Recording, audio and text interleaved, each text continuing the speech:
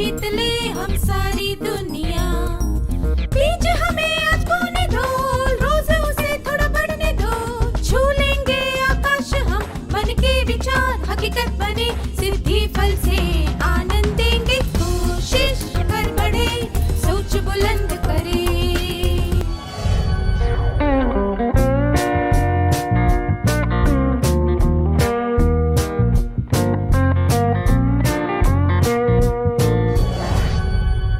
नमस्ते छात्रों, क्या आप सब मजे में हैं? अच्छी बात है। आइए हम आज के सत्र की शुरुआत किसी परिस्थिति पर आधारित एक प्रश्न से करते हैं। कल्पना कीजिए कि सुमेर नाम का एक देश बवान देश पर हमला कर रहा है। इस पर बवान देश की क्या प्रतिक्रिया होगी? अपनी स्थिति और ताकत के आधार पर बवान देश हमले का सामना करेगा, या पीछे हट जाएगा, या फिर हार मान लेगा।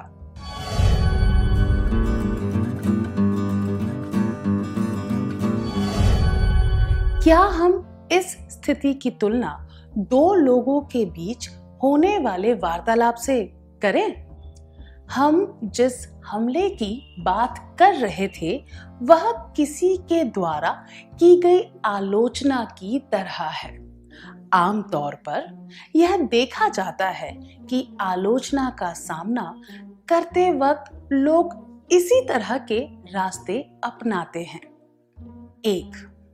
कुछ लोग खुद को धोखा देकर आलोचना स्वीकार कर लेते हैं और हार मान लेते हैं। 2. कुछ लोग यह जताते हैं कि उन्होंने हार मान ली है, पर वे खामोशी से अपना गुस्सा जाहिर करते हैं। 3. कुछ लोग पीछे हट जाते हैं ताकि वे बाकी की आलोचना से बच सके। 4. कुछ लोग ऐसा जताते हैं कि वे पीछे हट रहे हैं, पर वे सामने वाले को फंसाना चाहते हैं। 5. कुछ लोग खुद को बचाने के लिए अपनी बात को सही साबित करने की कोशिश करते हैं। 6. कुछ लोग खुद को बचाने के लिए दूसरों पर दोष डाल देते हैं।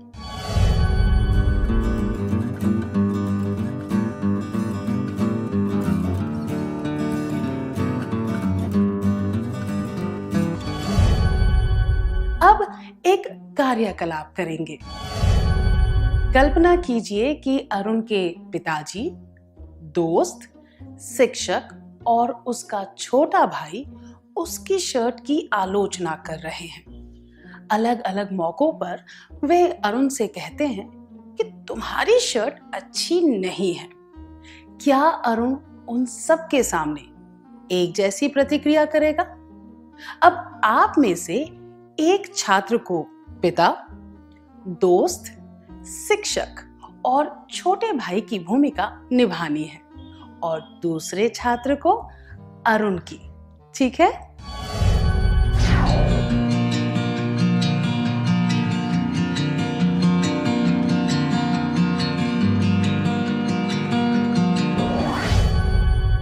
बहुत अच्छा प्रयास था, धन्यवाद। जब कोई हमारी आलोचना करता है तो हमारी प्रतिक्रिया कुछ बातों पर निर्भर करती है। हम यह देखते हैं कि आलोचना करने वाले की उम्र, भाषा, बोलने का तरीका, परिस्थिति, इरादा और उसके साथ हमारा रिश्ता कैसा है।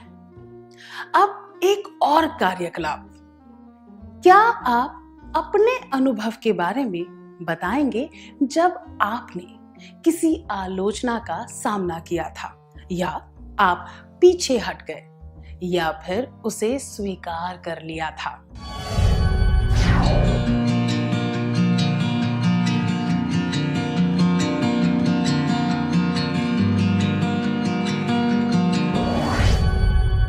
अपने अनुभवों के बारे में खुलकर बताने के लिए धन्यवाद।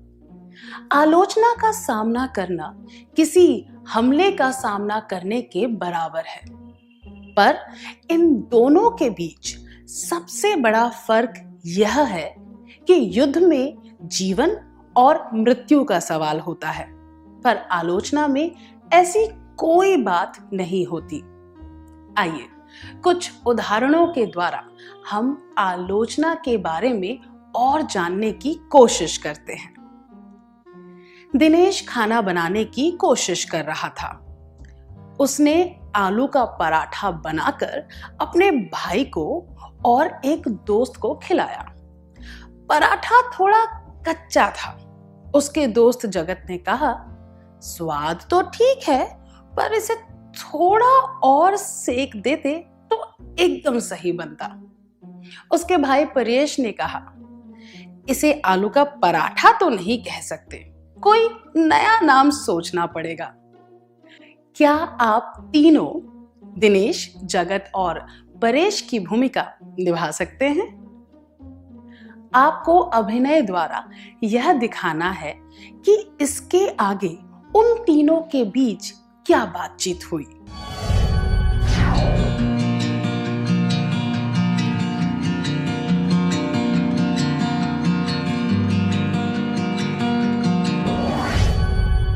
धन्यवाद। हमने देखा कि दोनों ही दिनेश की गलतियां बता रहे थे। जगत की टिप्पणी उपयोगी थी और परेश की टिप्पणी विनाशकारी थी। जगत ने पराठे की कमियां बताने से पहले उसके बारे में अच्छी बातें बताई। उसने एक ही बार में पराठे को खराब नहीं बताया, बल्कि उसने पराठे को और अच्छी तरह बनाने का सुझाव दिया। दूसरी तरफ परेश ने बहुत ही रूखे और अशिष्ट तरीके से आलोचना की। आलोचना दो प्रकार की होती है। आलोचना के प्रकार: उपयोगी, विनाशकारी। उपयोगी आलोचना में किसी भी बात के सकारात्मक और नकारात्मक दोनों पहलुओं पर ध्यान दिया जाता है। सकारात्मक पहलू की सराहना की जाती है और नकारात्मक पहलू को सुधारने का सुझाव दिया जाता है। विनाशकारी आलोचना में केवल पर ध्यान दिया जाता है। हमें दोनों की आलोचना सुनना चाहिए और तुरंत प्रतिक्रिया नहीं करनी चाहिए। हमें अपनी गलतियों से कुछ सीखने पर ध्यान देना चाहिए। आइए अब एक परिस्थिति पर नजर डालते हैं। गोपाल को स्कूल में दिए गए एक सामूहिक कार्य का नेता बनाया गया। कार्य करने से पहले गोपाल ने सबको निर्देश दिए थे कि चाट में क्या होना चाहिए। चाट को और रुचिकर बनाने के लिए प्रताप ने उसमें कुछ उचित चीजें डाली। गोपाल ने चाट को देखकर आलोचनात्मक से कहा, क्या तुम सरल निर्देशों का भी पालन नहीं कर सकते? जितना बताया उतना ही करो। ज्यादा होशियार बनने की जरूरत नहीं है। नई चीजें डालकर तुमने चाट को अव्यवस्थित बना दिया है।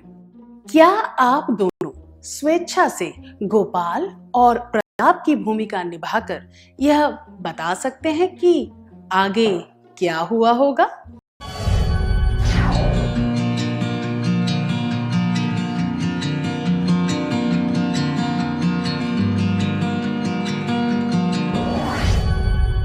धन्यवाद।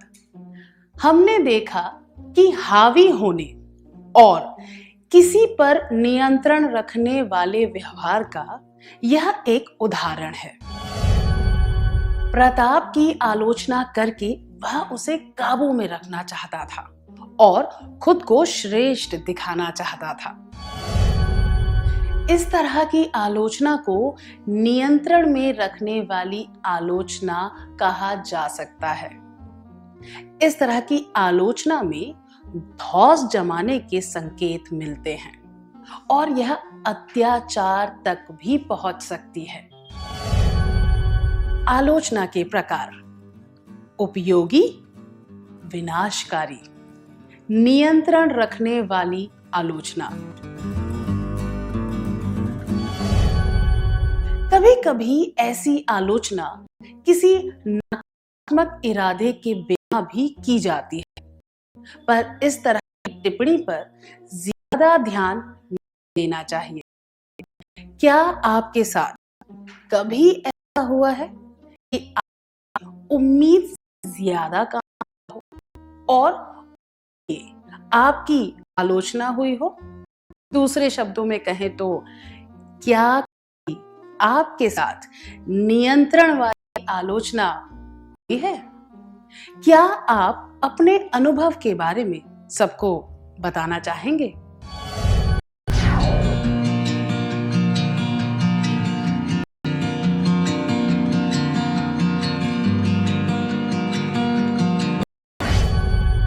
अपने अनुभवों के बारे में खुलकर बताने के लिए धन्यवाद। अब एक और परिस्थिति पर ध्यान दीजिए। प्रकाश के चाचा जी अखबार पढ़ रहे थे। उन्होंने ऐसी घटना में पढ़कर सुनाया जिसमें किसी छात्र ने अनुचित व्यवहार किया था। उन्होंने जोर से कहा, अरे रे, आजकल के छात्र तो बहुत ही दुष्ट होते हैं, बिल्कुल बिगड़े हुए। प्रकाश भी उनकी बात सुन रहा था और उसे यह सुनकर बहुत बुरा लगा। यह देखकर चाचा जी ने कहा, मैं तुम्हारे बारे में यह बात नहीं कर रहा था। उन्होंने किसकी आलोचना की थी? अखबार में जिन छात्रों के बारे में कहा गया था उनकी, या प्रकाश के अलावा दुनिया के सब छात्रों की, या फिर उन छात्रों की जिन्हें वे नहीं जानते? 1. अखबार में जिन छात्रों के बारे में कहा गया था उनकी। 2. प्रकाश के अलावा दुनिया के सब छात्रों की, या 3. उन छात्रों की जिन्हें वे नहीं जानते। वे इनमें से किसी की भी आलोचना नहीं कर रहे थे। उनकी आलोचना तो ऐसे तीर की तरह थी जिसका कोई लक्ष्य ही ना हो। वे तो बस आम तौर पर यह बात कर रहे थे। जो लोग खुद को हमेशा सही साबित करना चाहते हैं, वे इस तरह की बातें बोलते हैं। इस तरह की आलोचना का कोई निश्चित उद्देश्य नहीं होता। ऐसी आलोचना की बिल्कुल भी परवाह नहीं करनी चाहिए। आलोचना के प्रकार: उपयोगी, विनाशकारी, नियंत्रण रखने वाली आलोचना, बिना किसी इरादे के। अब एक और कार्यकलाप करेंगे। इस चित्र को देखिए। अब आपको बिना कुछ सोचे इस चित्र की आलोचना करनी है। आलोचना करने का कोई भी कारण या प्रमाण नहीं देना है। यह कौन करना चाहेगा? कृपया यहां आ जाइए।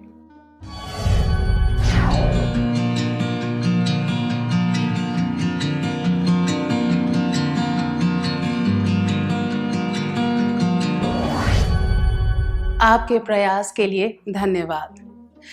यह भी एक तरह की आलोचना है। इसे हम आदत से मजबूर होकर की गई आलोचना कह सकते हैं।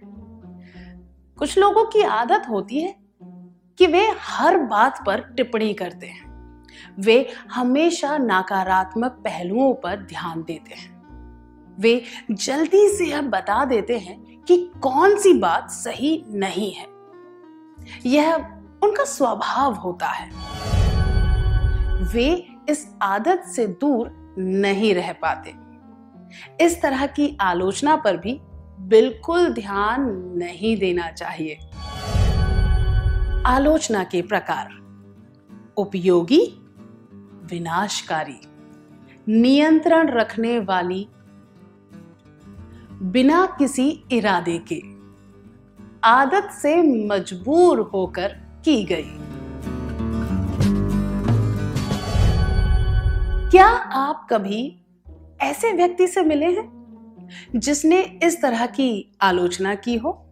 उदाहरण के लिए, अगर आपने कोई चित्र या रंगोली बनाई, तब उस व्यक्ति ने आदत से मजबूर होकर किस तरह आलोचना की?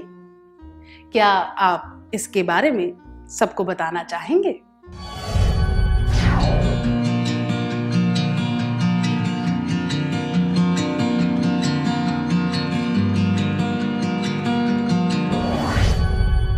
धन्यवाद। संक्षिप्त में कहें तो हमें उपयोगी और विनाशकारी आलोचना को ठंडे दिमाग से सुनना चाहिए और उनमें बताए गए तथ्यों पर ध्यान देना चाहिए। हमें बिना किसी इरादे वाली, नियंत्रण में रखने वाली और आदत से मजबूर होकर की गई आलोचना पर बिल्कुल ध्यान नहीं देना चाहिए।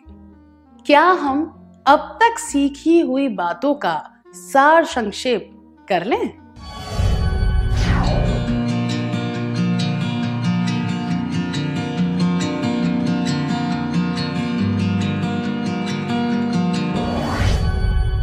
आलोचना के प्रकार: उपयोगी, विनाशकारी, नियंत्रण रखने वाली, बिना किसी इरादे के, आदत से मजबूर होकर की गई। धन्यवाद। आप सबने बहुत अच्छी तरह सार संक्षेप किया।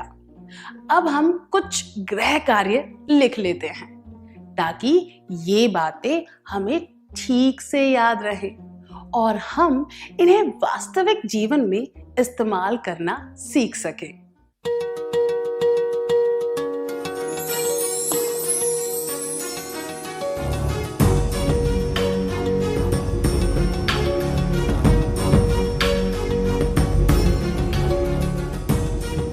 प्रश्न 1। स्कूल के वार्षिक उत्सव के लिए आपको एक नाटक तैयार करने की जिम्मेदारी दी गई है। नाटक के अभ्यास के दौरान एक कलाकार संवाद बोलते समय बार बार कोई गलती कर रहा है। आप उसे क्या कहेंगे? जवाब: 1। जब तुम एक संवाद भी ठीक से नहीं बोल सकते तो नाटक में भाग क्यों लेते हो? 2। इस भूमिका के लिए तुम्हारी आवाज बिल्कुल सही है और तुम उच्चारण भी अच्छी तरह कर रहे हो, बस तुम्हें संवाद सही ढंग से बोलने हैं। चलो फिर से प्रयास करते हैं। 3। संवाद को फिर से पढ़ो और उसे बिना किसी गलती के बोलो। प्रश्न 2। एटीएम मशीन से पैसे निकालने के लिए आप कतार में खड़े हैं। एक पुलिस अफसर कतार में लगे बिना सीधा मशीन की तरफ जाने लगा। आप उसे क्या कहेंगे? जवाब: 1। ये पुलिस अफसर कितने बदतमीज होते हैं, वे कभी किसी का आदर नहीं करते। 2। ये पुलिस अफसर कितने बदतमीज होते हैं, पर मैं इसकी बात नहीं कर रहा या कर रही। यह तो शायद कतार को व्यवस्थित करने जा रहा है। 3। आप कृपया कतार में लग जाइए, नहीं तो दूसरे लोग भी आपकी तरह कतार छोड़कर आगे जाने लगेंगे।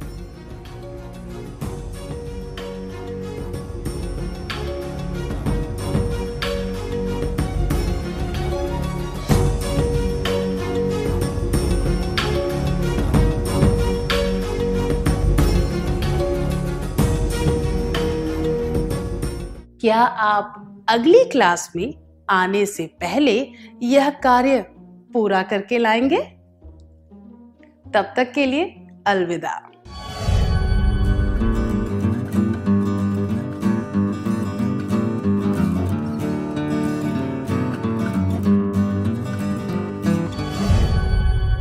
नमस्ते छात्रों, आपका फिर से स्वागत है। मुझे यकीन है कि आप सबने अपना गृह कार्य पूरा कर लिया होगा। क्या हम जवाबों के बारे में चर्चा करें?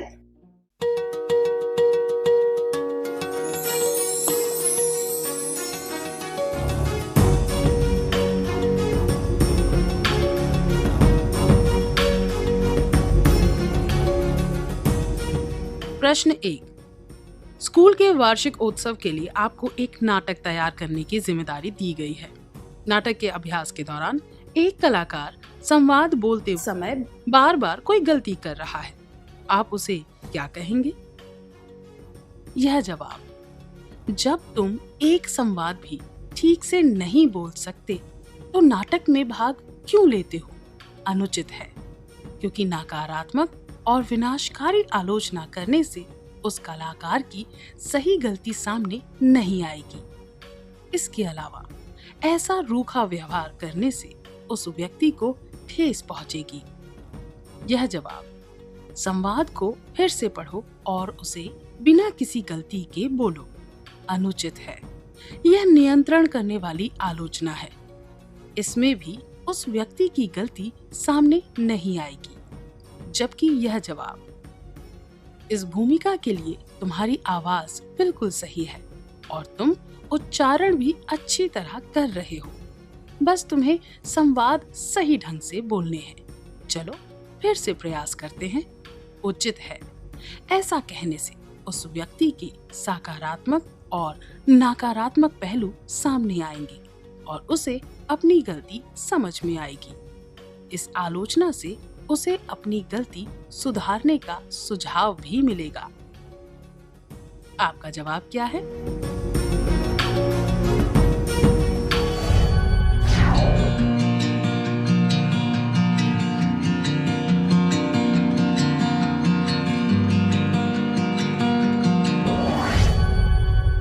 प्रश्न 2। एटीएम मशीन से पैसे निकालने के लिए आप कतार में खड़े हैं। एक पुलिस अफसर कतार में लगे बिना सीधा मशीन की तरफ जाने लगा। आप उसे क्या कहेंगे? यह जवाब: ये पुलिस अफसर कितने बदतमीज होते हैं, वे कभी किसी का आदर नहीं करते, अनुचित है। आदत के वजह से की गई आलोचना कभी उपयोगी नहीं होती, क्योंकि उसमें केवल नकारात्मक बातों पर ध्यान दिया जाता है। यह जवाब: ये पुलिस अफसर कितने बदतमीज होते हैं, पर मैं इसकी बात नहीं कर रहा या कर रही, यह तो शायद कतार को व्यवस्थित करने जा रहा है, भी अनुचित है। इसमें सामान्य आलोचना की गई है जो दर्शाती है कि केवल आप सही हैं और बाकी सब गलत हैं। जबकि यह जवाब: आप कृपया कतार में लग जाइए, नहीं तो दूसरे लोग भी आपकी तरह कतार तोड़कर आगे जाने लगेंगे, उचित है, क्योंकि उपयोगी आलोचना से उचित बातें सामने आती हैं। इससे यह भी पता चलता है कि गलत काम करने के क्या परिणाम हो सकते हैं। आपका जवाब क्या है?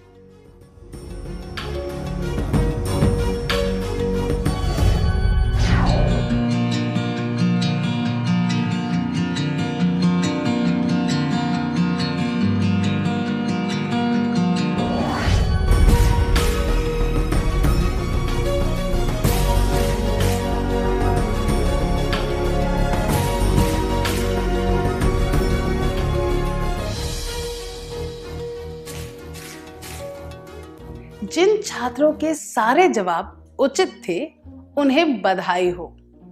क्या अब हम अगला सत्र शुरू करें?